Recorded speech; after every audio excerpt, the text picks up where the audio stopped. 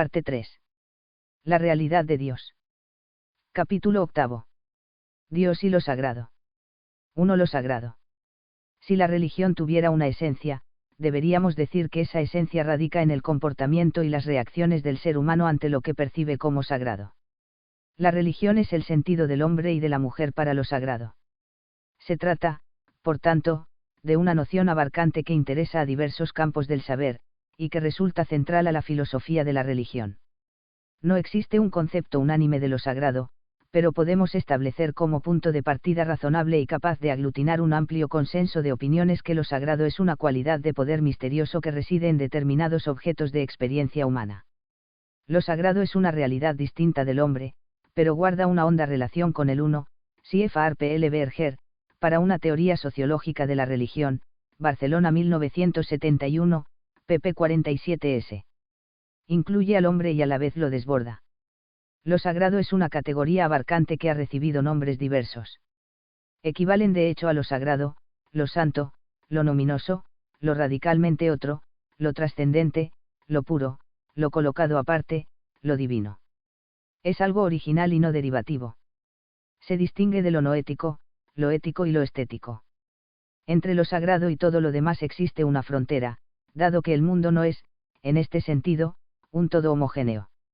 De quien traspasa el umbral que da acceso a ese otro ámbito se espera un comportamiento distinto del habitual. 2. J. P. Yepes, que significa sagrado. Madrid 1990, p. 11. La percepción y la conciencia de lo sagrado acontecen en la vida humana. Le sobrevienen al hombre y a la mujer de modo inesperado e irresistible. Lo sagrado sobresale por encima de la rutina normal de la vida cotidiana y es percibido como tal. Se muestra como el poder, el ser, o el ámbito que el hombre religioso entiende como el núcleo de la existencia, y que opera en su vida un efecto transformante. Lo sagrado expresa valores últimos. Es considerado como la realidad eterna, y tiende a impregnar todos los aspectos de la vida. Es necesariamente objeto de veneración, sobrecogimiento y temor.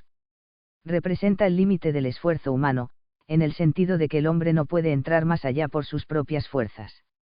Solo lo sagrado es capaz de satisfacer las más profundas necesidades y esperanzas. El hombre intuye que tratar o manejar lo sagrado puede ser peligroso y que resulta amenazador para la persona no protegida. Se necesitan, por tanto, mediadores o intermediarios entre el hombre corriente y el cosmos sacro, sobrenatural o pritarnacharal.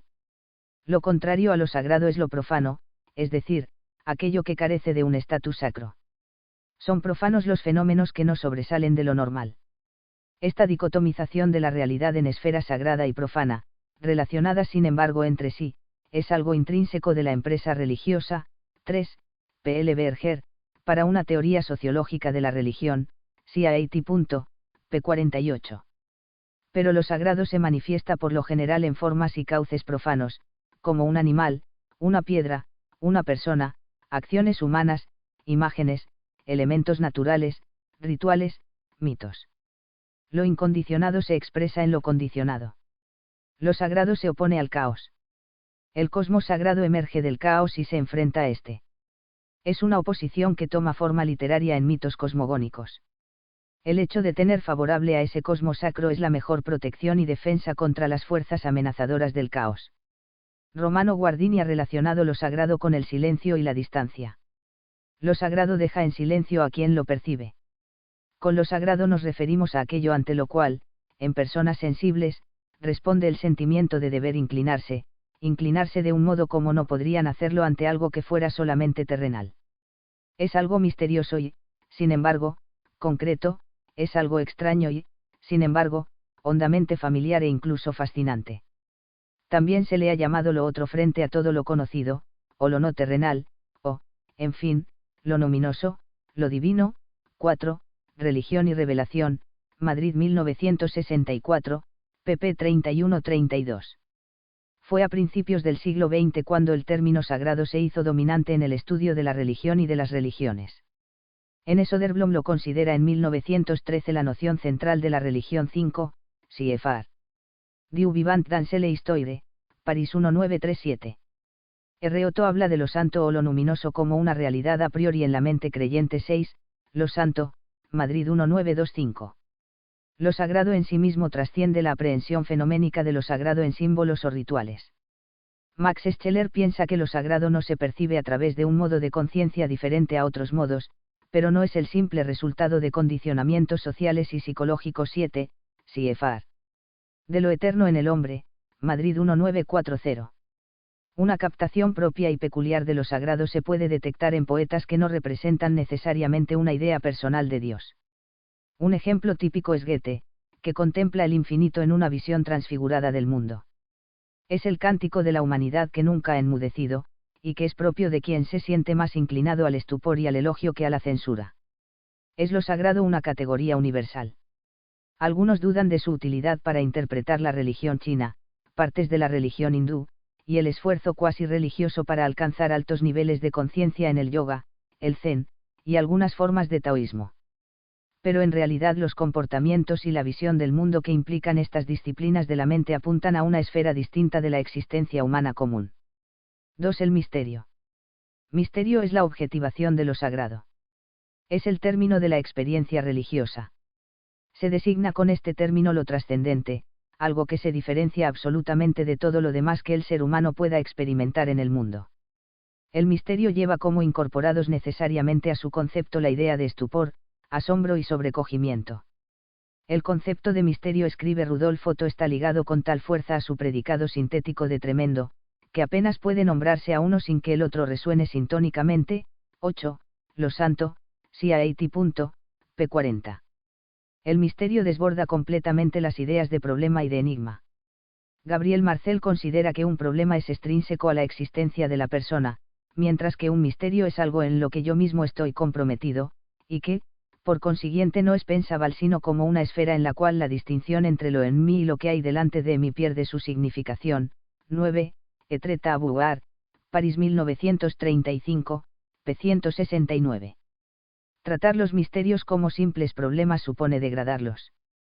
Para Maurice Blondel, el enigma es un problema o aporía relativamente insoluble, y el misterio sería la luz que ilumina el enigma y proporciona claves para interpretarlo y vivirlo. 10. La filosofía et l'esprit chrétien, París 1950. En el pensamiento cristiano ha dominado, por lo general, una idea más bien intelectualista de misterio.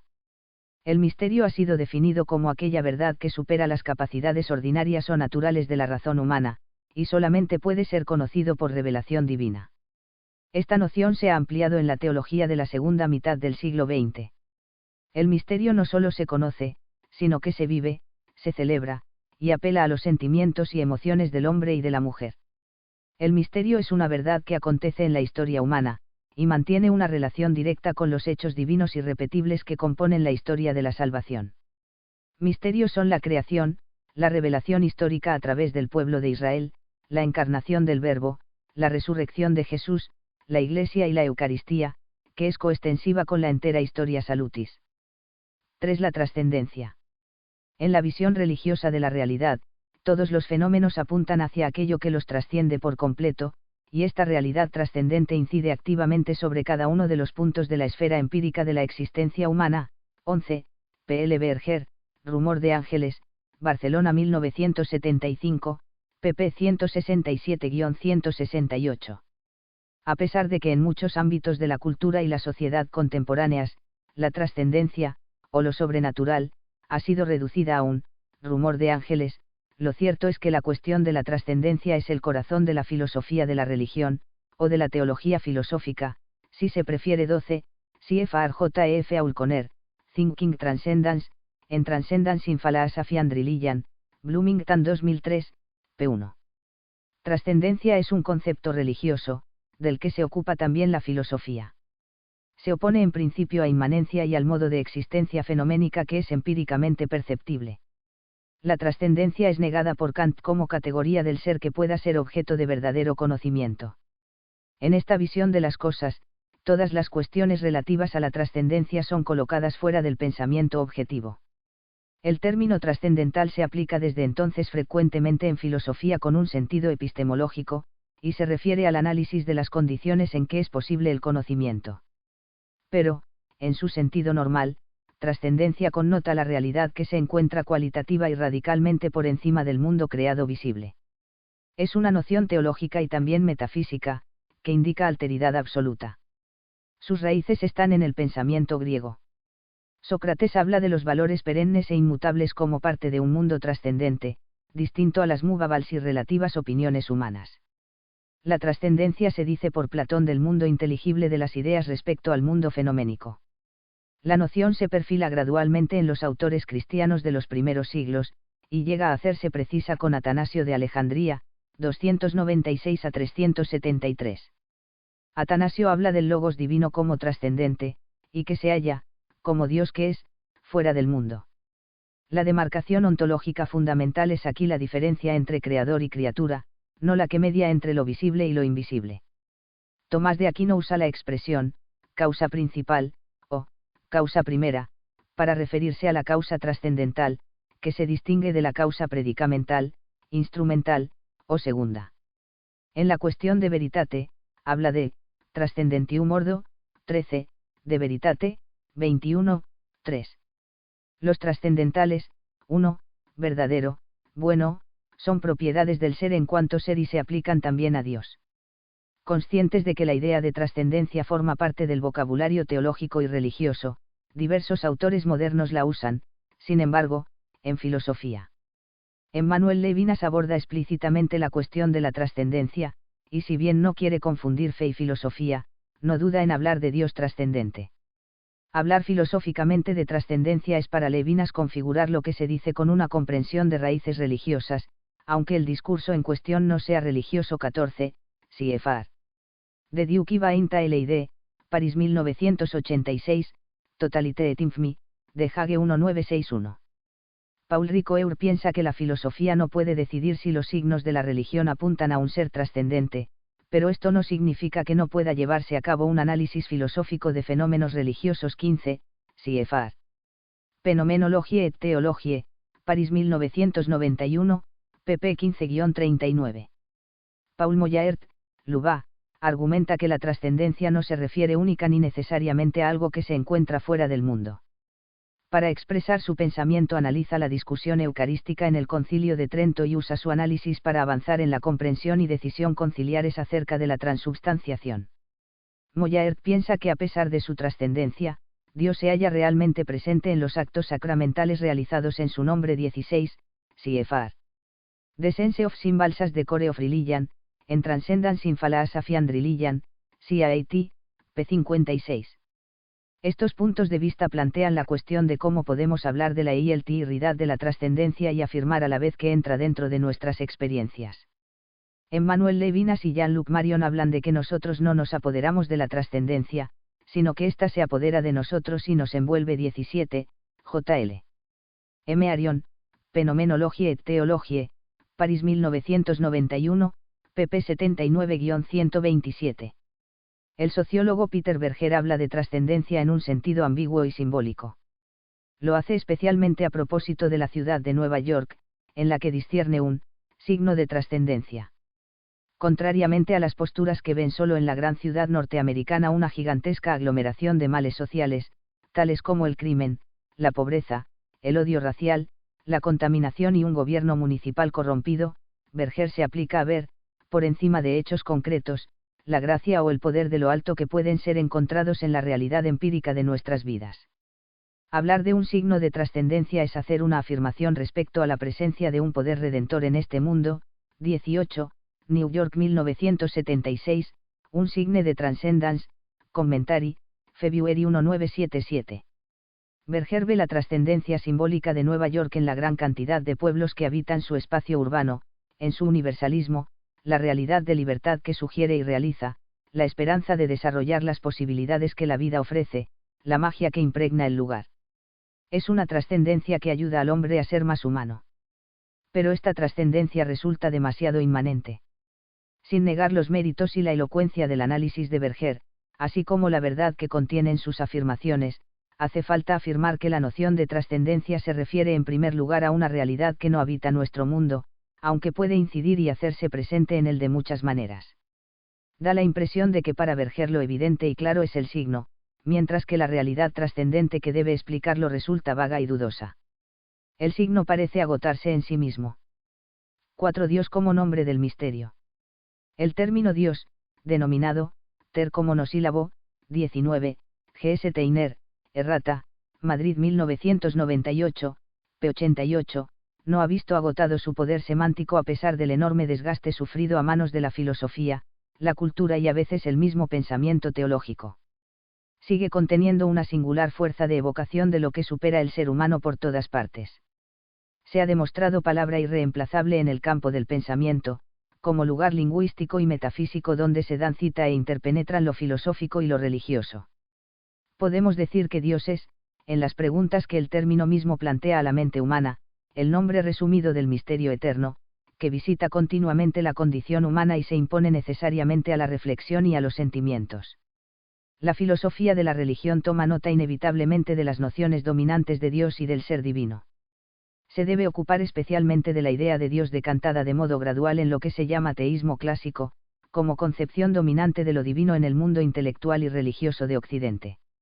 Aunque existen nociones de la divinidad que no son teístas, el teísmo encierra la idea de Dios que más puede decir a favor de sí misma, y ha determinado a lo largo de siglos el pensamiento humano.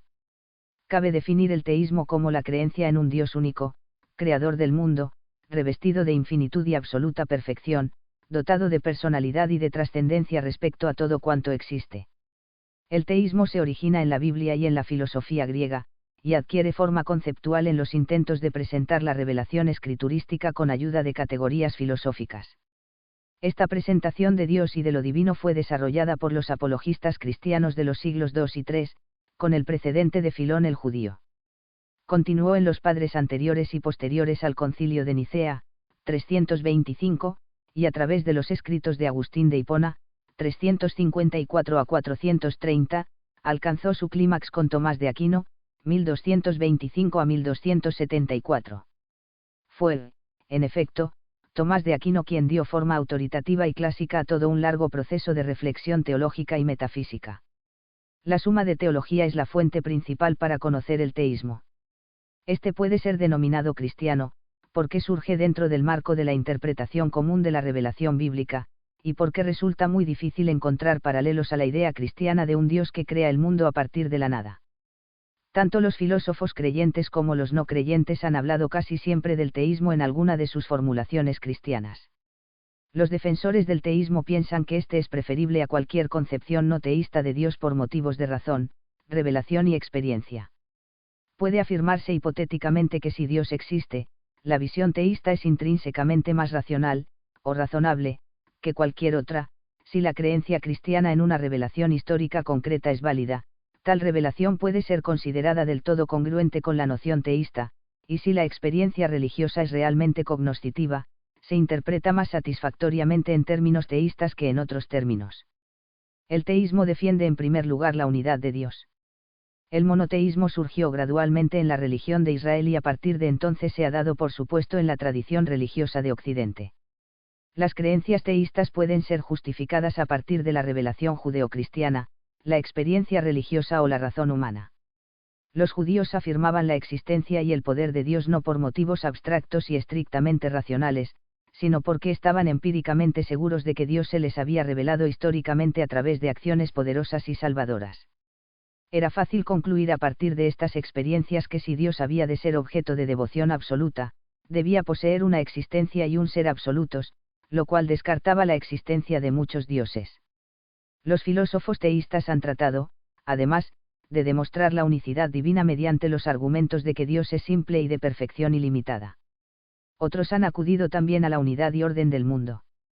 Pero el Dios cristiano existe en tres personas divinas.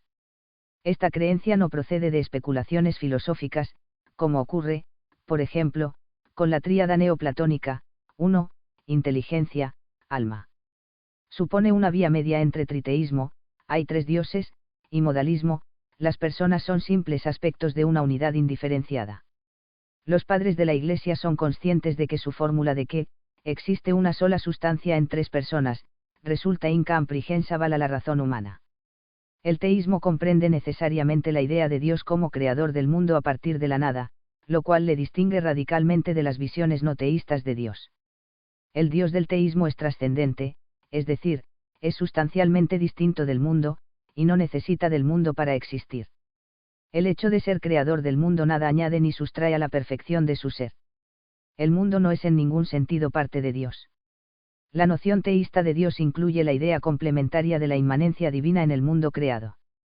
Esta inmanencia deriva, en efecto, de la creación. El teísmo afirma que la actividad divina creadora es un continuo, y que todas las criaturas dependen del poder divino inmediato para su existencia. Dios está en todas las cosas, lo cual no significa que todas las cosas sean Dios. Esta tesis se opone a las concepciones deísta y panteísta de Dios.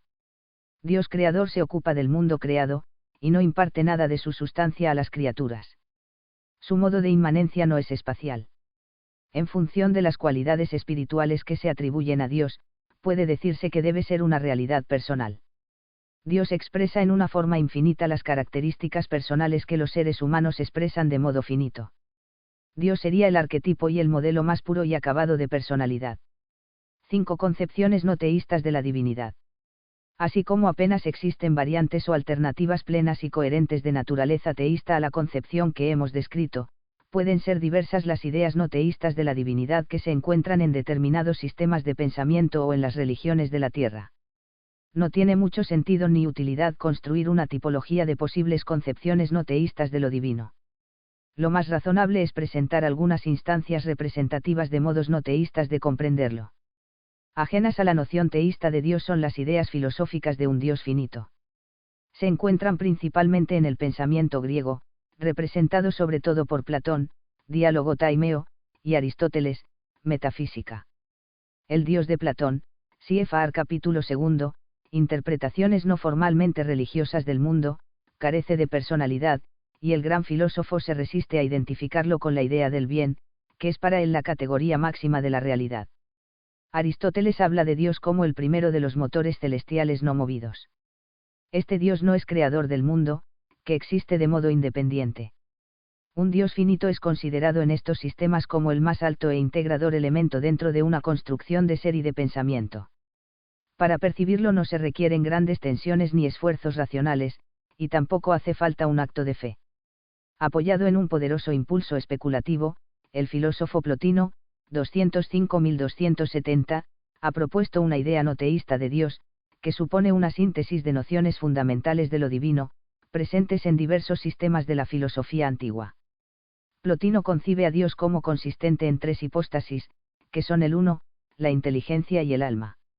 No puede descartarse que en esta tríada neoplatónica exista un eco y una influencia de la Trinidad cristiana. Lo cierto es que en el uno de Plotino parecen agruparse la mónada pitagórica, la idea platónica del bien, y el motor no movido de Aristóteles.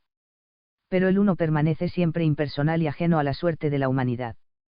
No puede revelarse a sí mismo, no puede amar, ni entrar en relación con otros seres. No es, por lo tanto, objeto ni sujeto de adoración. La llamada teología del proceso, representada principalmente por los norteamericanos Alfred N. Whitehead y Charles Hartshorne, considera que la idea de proceso o devenir debe ser la categoría central para interpretar la naturaleza de Dios y del mundo, así como la mutua implicación ontológica de ambos. Se trata de un sistema panenteísta, que afirma un Dios finito como elemento directamente configurador e informador del mundo. Se afirma aquí una bipolaridad, según la cual coexisten en Dios la unidad y la pluralidad, lo infinito y lo finito, el ser y el devenir, la eternidad y la temporalidad. Los críticos de la teología del proceso han podido señalar fácilmente las contradicciones que contiene, dado que, por definición, lo infinito excluye lo finito, lo eterno excluye lo temporal, etc. El panteísmo monista, tal como lo encontramos desarrollado, con variantes, en los estoicos, Spinoza, 1632 a 1677, Hegel, 1770 a 1831, y algunos pensadores hindúes, afirma que Dios y el mundo no son ontológicamente distintos. El autor indio Sankara, siglo VIII, es el más conocido expositor del sistema filosófico religioso denominado Advaita Vedanta. Su doctrina central afirma que solamente existe una cosa, que es denominada Brahman, Atman, yo, y a veces Isvara, el Señor. La realidad Atman Brahman no se compone de partes, y por tanto no pueden serle atribuidos predicados de carácter sustantivo. Brahman no tiene propiedades temporales ni espaciales. Todo conocimiento de una diversidad, sea de objetos materiales, sea de conceptos, es necesariamente erróneo. El Advaita de Sankara no es solo una concepción no teísta de Dios, sino también y sobre todo una teoría y práctica de salvación, en la que importa máximamente la identificación instrumental con lo divino. 20. CFR PJ Jerry Fitz, Non-Theistic Conceptions of the Divine, en The Oxford Handbook of Philosophy of Religion, Oxford 2005, p. 72. El pensamiento budista ha dedicado considerables esfuerzos a combatir intelectualmente las concepciones teístas de la realidad. Rechaza la idea de un Dios creador omnisciente y omnipotente, y concentra su atención y sus reflexiones en la figura del Buda, que es el, plena y completamente despertado, el consumado en conocimiento y virtud, el conocedor de los mundos, y, el maestro de dioses y humanos. La significación que se atribuye a Buda sobrepasa la que puede admitir una persona individual, y ha llevado al desarrollo de conceptos que permiten pensar el Buda como expresión de una condición o de un tipo de ser, y no como un individuo particular. Las principales categorías para articularlo son los tres cuerpos de Buda, entendidos como modos de ser o de aparecer, el cuerpo de transformación mágica, el de disfrute o gozo común y el cuerpo real. Toda esta complicada e imaginativa especulación desemboca en un conjunto de axiomas que hablan de Buda y de la condición búdica como máximamente eficaz en el orden salvífico, como único y carente de multiplicidad, como omnisciente, y sin propiedades temporales. 6 libros sagrados. Las concepciones de Dios y la divinidad dependen en gran medida de textos escritos, que son considerados depositarios y fuente privilegiada de autoridad religiosa. Las experiencias espirituales de la humanidad se reflejan de modo primario en documentos venerables, a veces anónimos, en los que han cristalizado visiones de lo divino que han devenido canónicas. Estos textos son constitutivos y forman el origen de tradiciones religiosas, a las que confieren su justificación, su carácter sagrado irrepetible y su singularidad. Suelen ser concebidos e interpretados como documentos no derivativos, cuyo proceso arcano de composición y formulación permanece básicamente fuera del alcance de la comprensión humana. Estas escrituras pertenecen a la producción literaria más temprana y original de una comunidad o de un pueblo. Suelen tener carácter fundante de su existencia histórica y trazan las líneas esenciales de su curso y de su destino en el mundo. Contienen la identidad última del pueblo o la comunidad de que se trate. Los textos se han configurado a lo largo de un largo proceso de transmisión oral, que ha precedido a su fijación por escrito. Es una literatura que no solo es leída y recitada, sino que ella misma se halla dotada de la capacidad de leer al lector y de interrogarle. Desafía sus recursos de conciencia y de intelecto finitos, y le puede obligar, por así decirlo, a contener la respiración y detenerse en su camino vital, para reanudarlo y proceder de modo más creativo. Son textos que parecen preguntar al lector si ha comprendido realmente lo leído y si trata de meditarlo e incorporarlo a su vida. Encierran un sentido inagotable y escapan, como ocurre a los clásicos, a cualquier forma de decibilidad definitiva. Su fuerza vital y su capacidad de resistencia al tiempo permanecen intactas, de modo que ninguna hermenéutica equivale aquí a su objeto, y ninguna exposición o comentario pueden sustituir al original. 21, CFR GS Teiner, Errata, CAT. p. 35. Los volúmenes sagrados de las religiones del mundo son clásicos literarios por derecho propio. Son el hogar espiritual a donde el comentario y la reflexión del creyente regresan una y otra vez de modo habitual. No solo miden la mente y el corazón del lector, sino que abarcan y miden el mundo entero. La comunidad podría definirse como una tradición concéntrica de lectura y meditación del texto. Son escrituras que se revelan a sí mismas, valga la paradoja, como revelación de lo alto y del más allá. Su propio peso existencial basta para manifestar su naturaleza sobrehumana. Aparecen en el tiempo como después de un viaje misterioso desde lo eterno. Ningún expediente humano mensurable podría, en principio, desenterrar o aducir pruebas del todo racionales que demuestren el proceso de generación pritarnacharal de los textos que se autodeclaran revelados, porque se trata de un proceso del todo distinto de los itinerarios literarios normales. Pero estos documentos contienen gran arte, de ese que obliga al lector a cambiar su vida. La peculiar originalidad y el carácter único de estos textos les hace por naturaleza resistentes a la traducción. No es una cuestión de prohibiciones más o menos preceptivas, sino de una disciplina mucho más intrínseca y sustancial. Porque los textos originales desmejoran necesariamente y adelgazan en las traducciones. Sus fibras se han aflojado. Ha sido dominado, 22, G.S. Teiner, Pasión intacta, Madrid 1997, p. 197.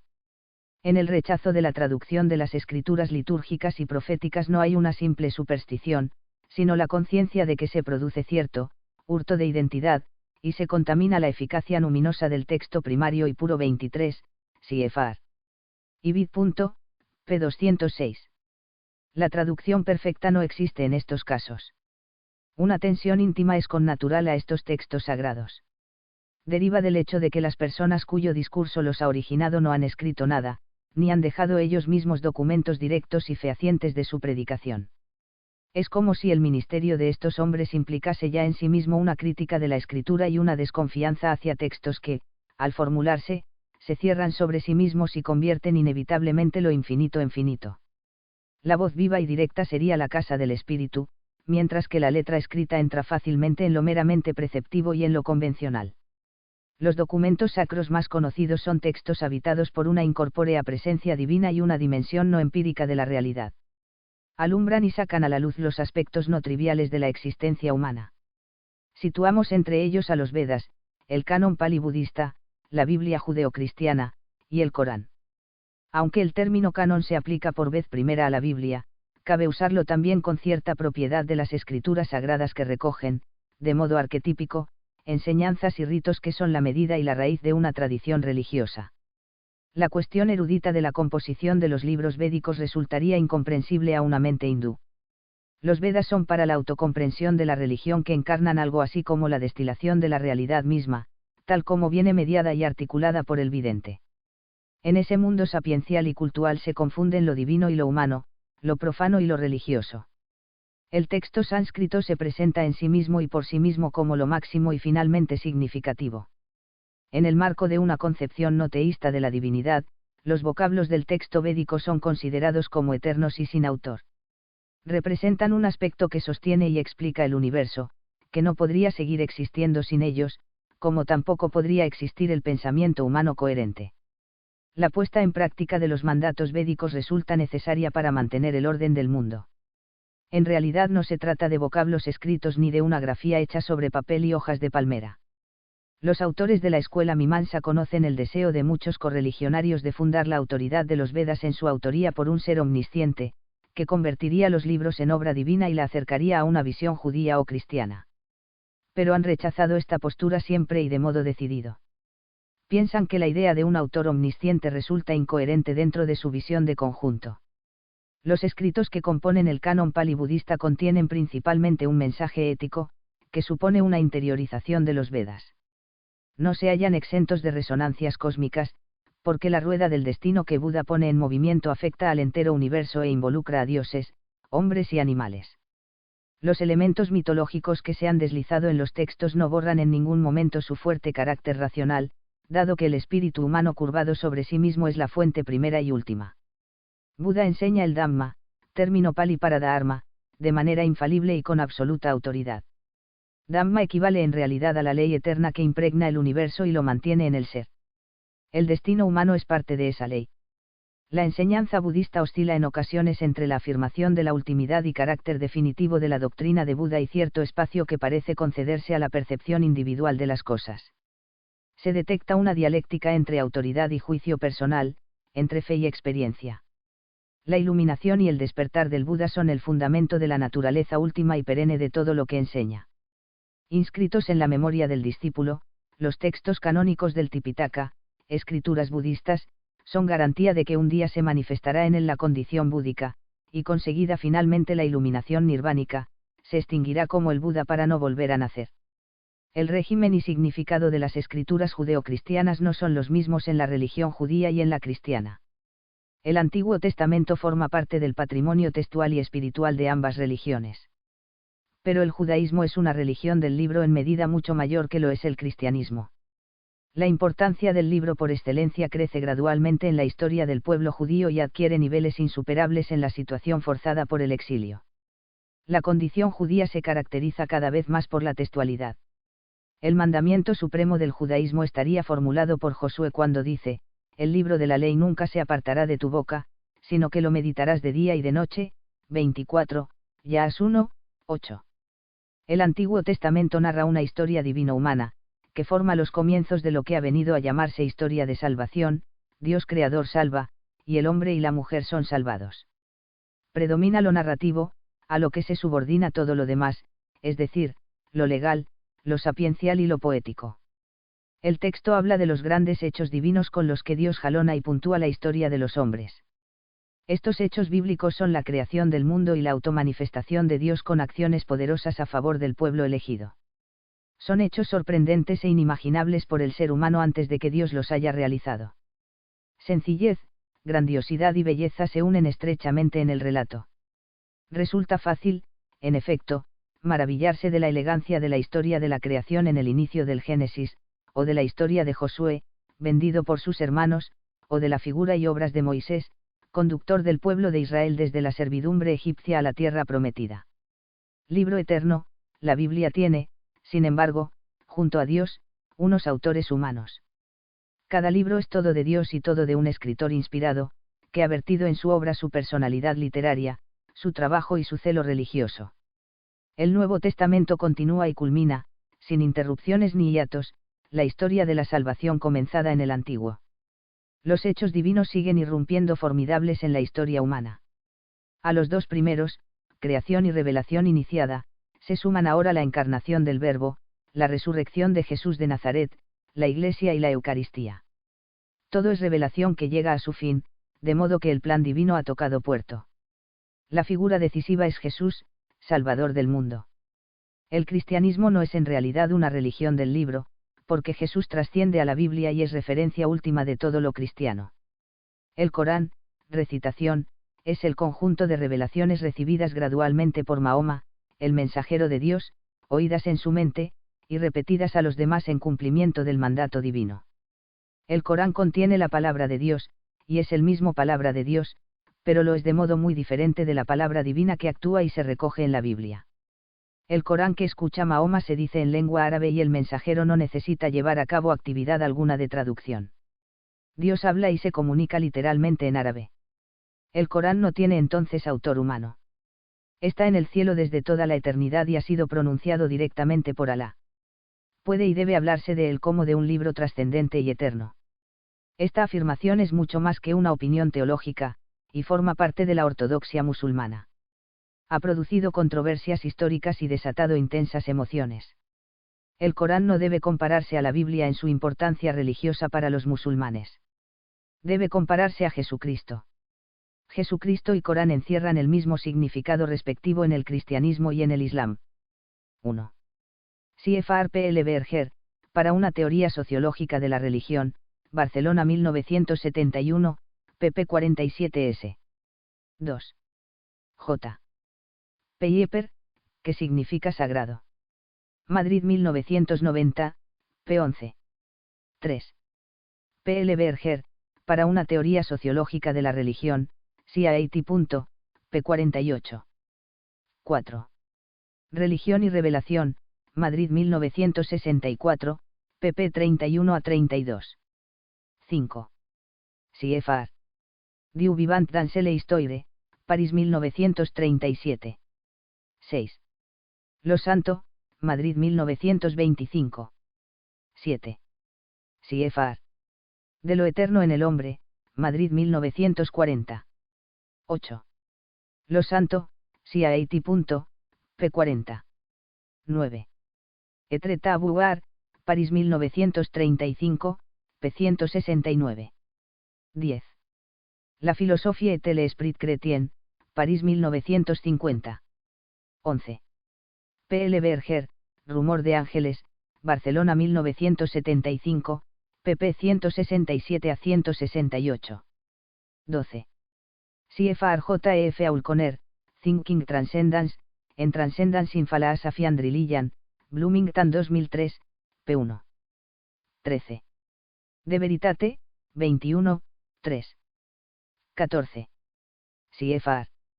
De Duke Vainta LID, París 1986, Totalité et Infamy, de Hague 1961. 15. CFR. Phenomenologie et Theologie, París 1991, pp 15 a 39.